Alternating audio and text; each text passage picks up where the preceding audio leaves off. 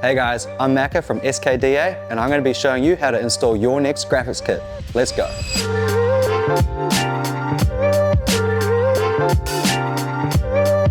So before you get started, you're going to need some adhesive remover to remove all the old gunk on your plastics. Then you will need some plastic prep spray or isopropyl alcohol to clean off the plastics. After that, you'll need a heat gun for the installation of graphics, as well as a squeegee for smooth application, a sharp knife or box cutter, a few clean rags, and lastly, some tools that are suitable for your motorcycle to remove the seat, some plastics, and the front brake line. So first we're going to remove the seat, and then we're going to remove the front brake line guide so that the fork graphics can be correctly installed. Next up, spray adhesive remover over the motorcycle plastics to get all the gunk and grime off. I'm very thorough with cleaning. If you haven't cleaned correctly, a lot of the time, this is where you'll run into problems with the graphics. So now we're using isopropyl alcohol or a prep cleaner to remove any oils from the motorcycle. Now that prep is done, it's time to install your SKDA graphics. So I start by laying the graphics over the plastics, still with the backing paper on, so I can see exactly how it's going to fit. I then remove a section of the backing paper so it's like a starting point, and then I can just stick that small section down.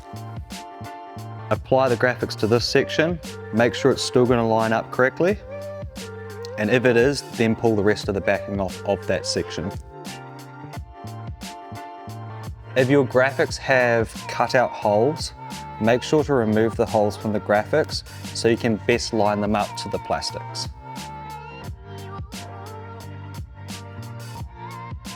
One of the most important things when installing graphics is patience.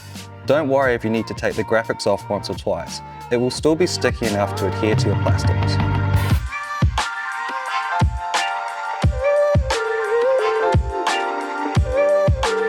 For large pieces, we tend to fold the graphics for fitment inside of the shipping boxes.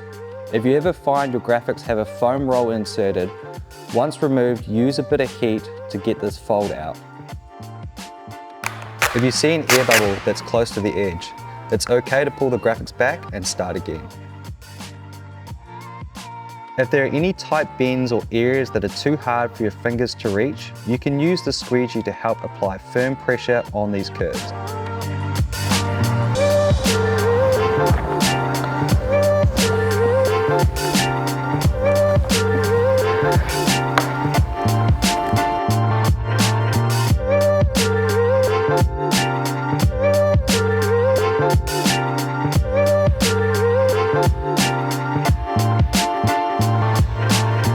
I use the heat gun on edges and curves to make sure that one, the graphics can be folded and molded correctly and curve around these edges smoothly, and it also creates a defined edge on your curves.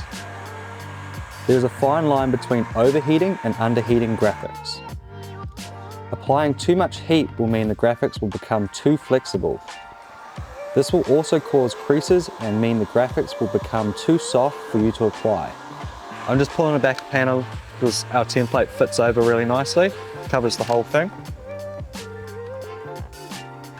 For clears, it's very important to touch it as little as possible because you will see your fingerprints. And that's also why prep is so important as well, because since it's clear, you'll see anything on the backside. Once you've installed all the graphics, you can go over all the pieces with the heat gun. You then want to leave the graphics to sit for 24 hours. This will help the graphics settle and return to their natural form. After 24 hours, you can come back and give it a second heat rub down. This will ensure the installation is as perfect as it can be.